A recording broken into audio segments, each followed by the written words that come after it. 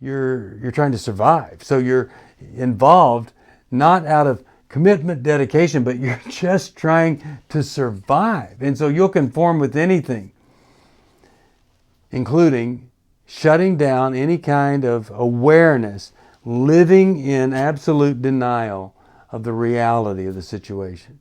And when people on the outside meet you, they just think, man, that person is too far gone.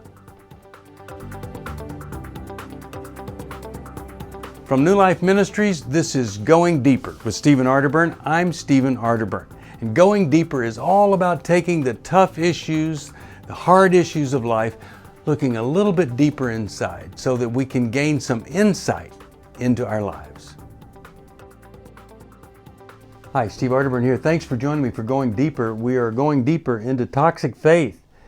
And we are looking at what are some of the middle stages as this thing develops, really a dependency, even an addiction on the toxic faith group, organization, and or the leader that's in charge of all this.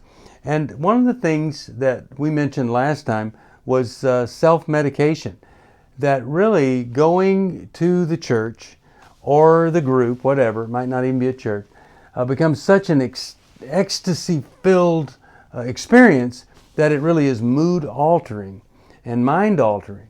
And so you look forward to that. Well, that's another part of this development in the middle stages, is you get disappointed if that doesn't happen. And so there's this desire, everybody that's leading this thing, they know that you want that experience.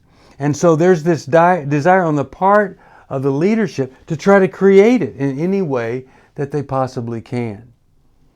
And so it kind of becomes obvious to other people that this is very superficial, it's very offensive to other people, but it keeps you coming back.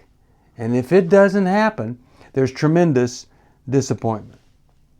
Now, these kinds of experiences and this kind of dependency on other people or an organization where something's just not right, it produces within us kind of a intra-psychic conflict.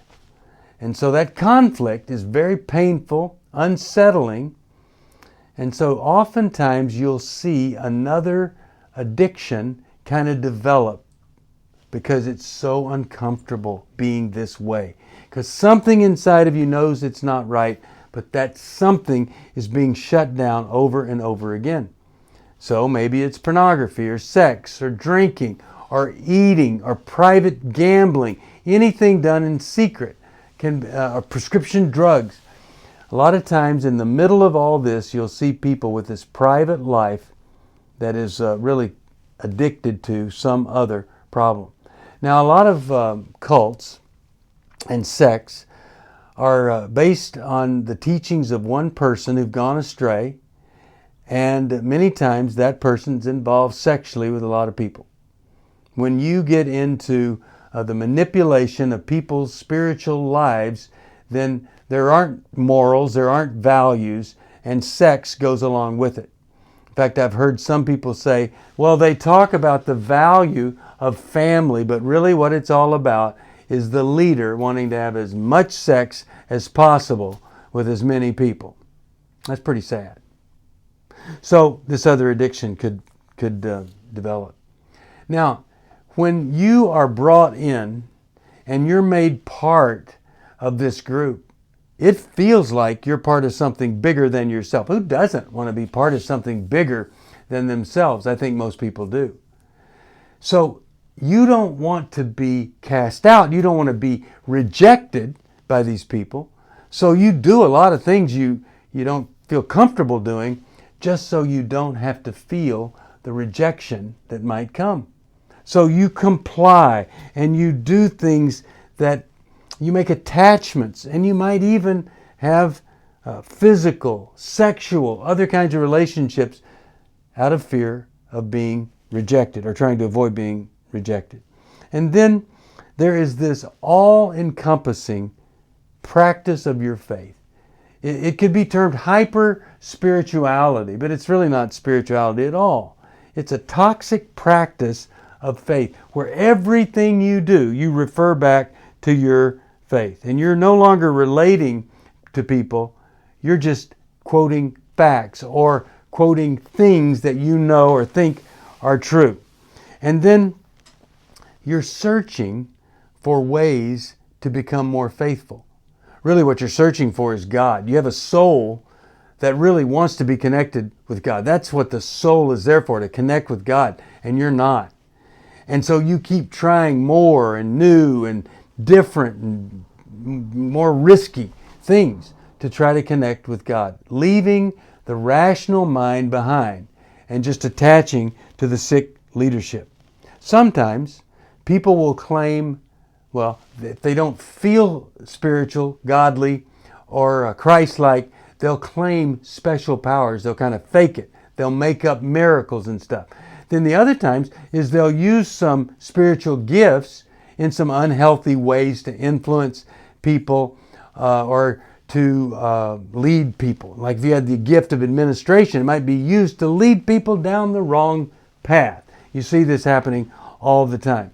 And then not just using special gifts, but some people will claim a special anointing that they can heal, that they can perceive supernaturally what you're thinking, and they can help you because they see beyond what other people can see. And then there's more pressure for you to give more, conform more, perform in any way possible to please the leader and the organization. And then you kind of get to a place where you're trying to survive. So you're involved not out of commitment, dedication, but you're just trying to survive. And so you'll conform with anything, including shutting down any kind of awareness, living in absolute denial of the reality of the situation.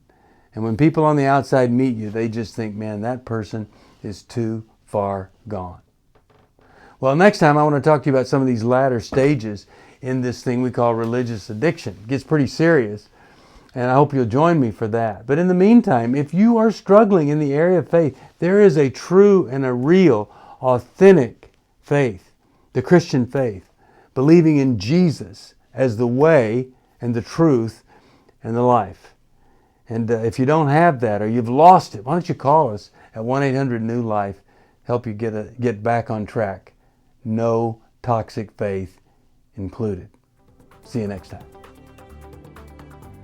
Thank you for joining me for Going Deeper. I hope something I've said may have helped just a little bit.